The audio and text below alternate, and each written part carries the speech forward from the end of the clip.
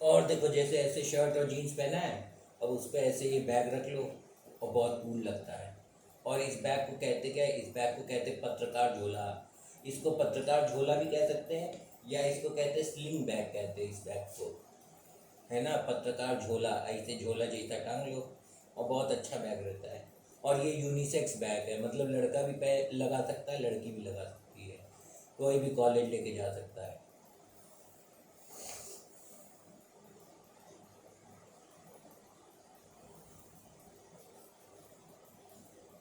ऐसे इसको ऐसे करके ऐसे लगा लो, क्या स्टाइलिश लगता है। और एक फिल्म में तो ऐसा दिखाया कि हीरो ने पूरा फाइट सीन किया है और पूरे फाइट सीन में इस बैग को अपने इधर से लगाए रखा है। एक फिल्म में ऐसा भी दिखाया गया है कि एक हीरो ने एक फाइट सीन किया है और फाइट सीन में पूरे फाइट सीन के दौरान ये बैग उसके ऐसे लटका ही लटका रहता है, और फिर भी वो अकेले एक हाथ से कभी दो हाथ से कभी पैर से और गुंडों से लड़ते हुए और अपना बैग भी बचा लेता है और सारे गुंडों को मार भी देता है। तो मैंने ऐसा भी देखा है फिल्मों में।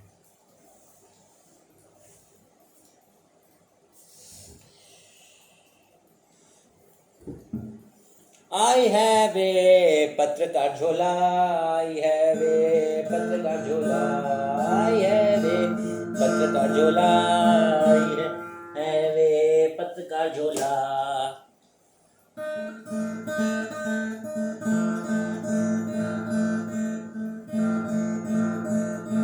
ये भी वैसा ही शर्ट है जैसा बीच पे पहनने लायक है, और फिर इसके इसके अंदर भी वैसे ही शॉर्ट्स हैं, और जीन्स को उतार दो, शॉर्ट्स में आ जाओ और एकदम सिंपल हो जाओ।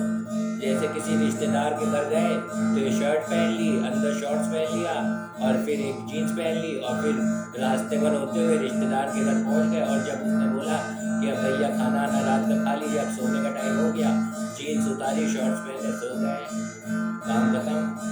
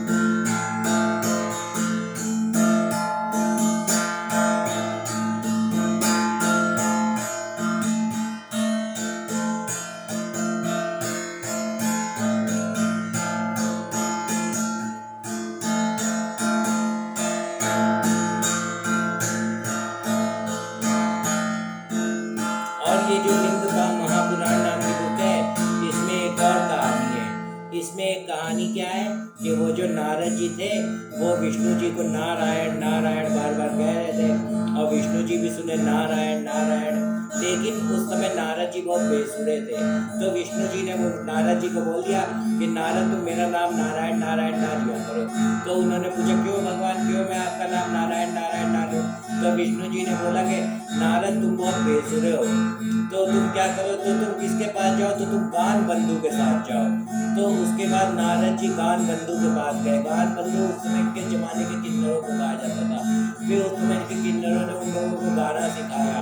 फिर वो बहुत देर तक भक्ति योग करते रहे, और गान भी एक तरीके का योग है। गान योग मतलब जो सिंगिंग है ये भी एक तरीके का योग है, जो सिंगिंग है ये भी एक तरीके का योग है, इसको कहते हैं गान योग, है ना। ज्ञान योग भी होता है। ज्ञान योग होता है कि मतलब तुम अपनी जिंदगी की परेशानियों को ज्ञान से हल करते हुए और अच्छा जीवन जी जाओ, उसको ज्ञान योग कहते हैं। और ये जो गाना गा के भगवान को इम्प्रेस करके और फिर तुम जाते रहो, जैसे वो थे चैतन्य महाप्रभु, वो बोलते रहते, वो हरे राम हरे कृष्णा गाया करते थे, है ना। और चैतन्य महाप्रभु ने एक कुबड़ी बूढ़ी औरत को छुआ, तो उसके बाद वो कुबड़ी बूढ़ी औरत सुंदर स्त्री में बदल गई। और सेम कृष्ण भगवान ने भी एक कुबड़ी बूढ़ी औरत को सुना था और उसको छुआ था, और वो सुंदर स्त्री में बदल गई थी। तो जो भी हरे कृष्णा राम राम हरे हरे, हरे कृष्णा कृष्ण कृष्ण हरे हरे, इस मंत्र को जपता रहता है तो कृष्ण भगवान उसी में आके बाहर चलने लग जाते हैं। ये भी मुझे पता चला कब, डीप थिंकिंग में मुझे सब कुछ पता चलता है।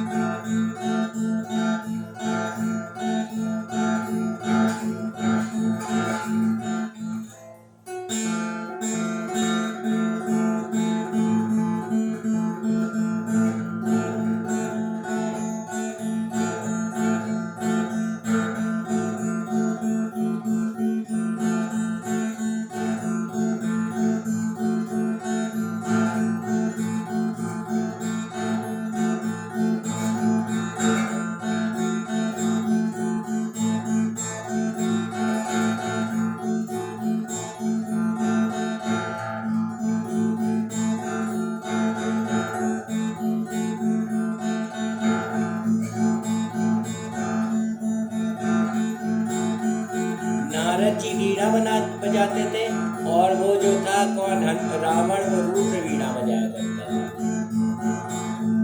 रावण भी गाता होगा ना, उसने भी गान योग सीखा होगा, तभी तो रुद्र वीणा बजाता था और गाता होगा, तभी तो उसने इतना बड़ा और गाता होगा, और ऊपर से साथ साथ रावण लिरिसिस्ट भी होगा, तभी तो उसने वो क्या कहते हैं शिव तांडव स्तोत्रम पढ़ लिया। मेरे घर के सामने भी सब रावण ही रहते हैं, क्योंकि सब पंडित हैं और गाय काटते हैं।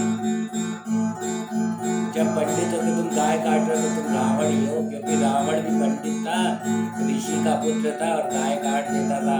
उसने वो सबको बोला हुआ था कि गाय को काट दो, क्योंकि इनकी जो हिंदू सभ्यता है उसकी जो जड़ है वो गाय है, इसलिए तुम गाय को काट दो। मेरे घर के सामने रहते गोकसी वाले मनु, उस लोग मेरे घर के सामने रहते गोकसी वाले मनु, तो मेरे घर के सामने रहते गोकसी वाले मनु, उस लोग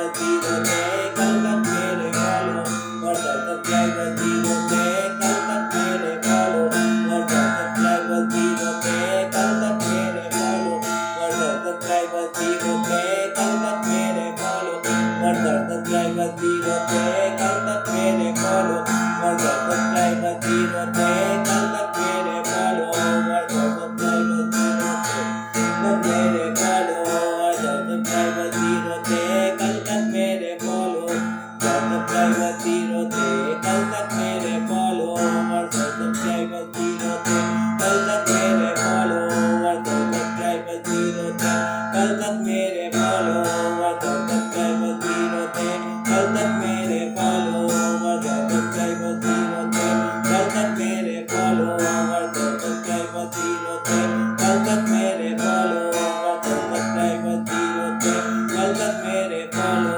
और सब्सक्राइबर जीरो थे।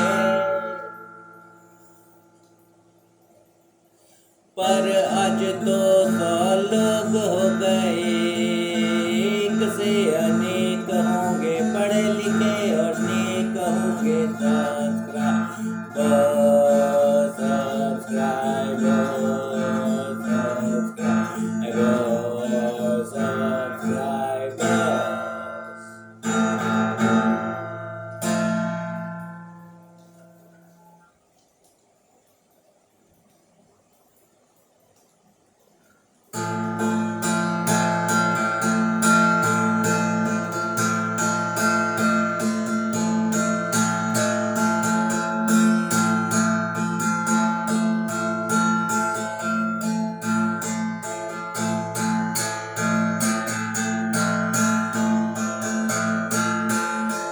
और मैं गाना क्यों गाता हूँ? मैं गाना इसलिए गाता हूँ क्योंकि मैं बचपन से गाना गा रहा हूँ। चाहे सुख हो, चाहे दुख हो, चाहे निराशा हो, चाहे आशा हो, बस मैं क्या करता हूँ, बस मैं गाना गा जाता हूँ।